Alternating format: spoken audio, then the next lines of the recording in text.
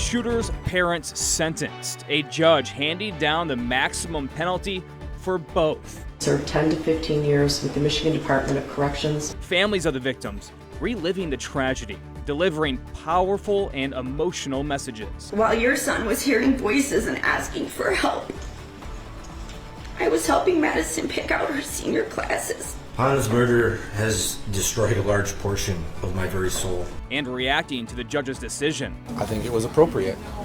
I'm very happy that the judge made the statements that she did.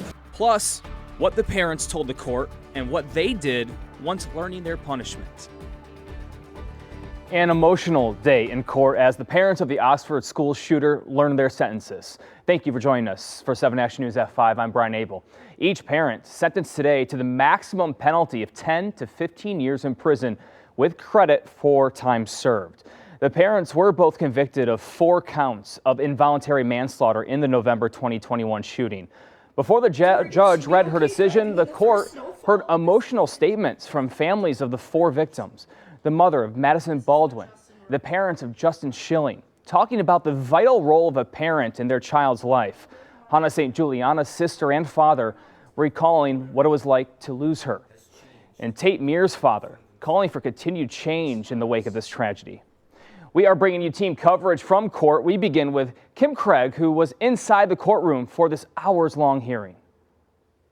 This sentencing for the Crumbleys is a final hearing for the criminal side of the tragedy at Oxford High, and the families of the children killed, all asking the judge to give them the max. This tragedy has taken an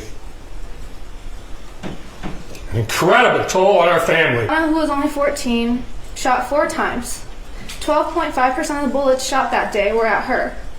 She took her last breath in her own pool of blood in a school she hadn't even been in for 3 months. The families of Hannah, Tate, Madison, and Justin finding the strength to deliver their final words to the judge and James and Jennifer Crumbley before the parents of the Oxford High School shooter learned their punishments. Your son was hearing voices and asking for help. I was helping Madison pick out her senior classes. If only, Your Honor, they had taken their son to get counseling instead of buying him a gun. If only they had secured that gun. They willfully ignore the cries of their child and selfishly put themselves before helping him.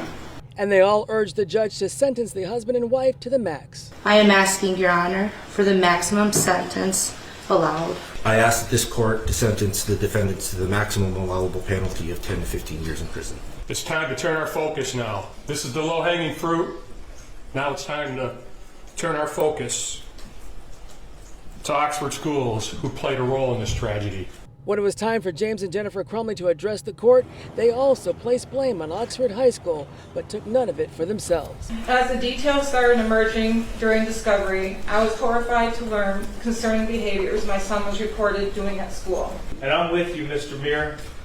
I too want the truth. Because you have not had it. You have not had the truth. In the end, the judge giving both James and Jennifer Crumbley 10 to 15 years in prison. Mr. Crumbley, it's clear to this court that because of you, there was unfettered access to a gun or guns, as well as ammunition in your home. You characterized yourself as a martyr and threatened the well-being of the prosecutor. Mrs. Crumbley, you glorified the use and possession of these weapons.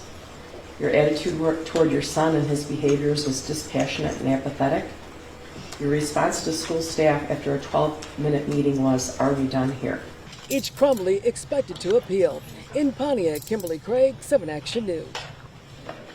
And families of the Oxford shooting victims had their say in court before the sentencing today. You heard some of it there. 7 Action News reporter Sarah Michaels was outside the courtroom. She brings us reaction from parents and the Oakland County prosecutor to the judge's ruling.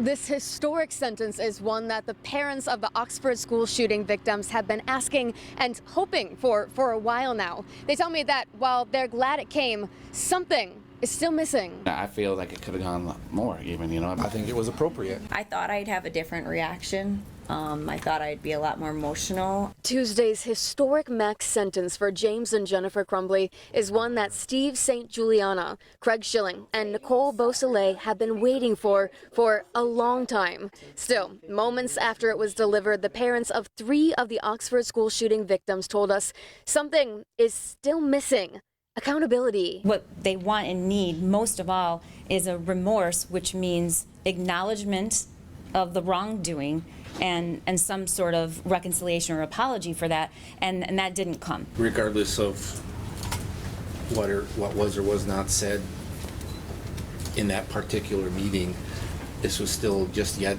another attempt to shove the responsibility onto somebody else. Throughout both James and Jennifer's trial, parents of the shooting victims have told us they feel that there is a lack of remorse and accountability.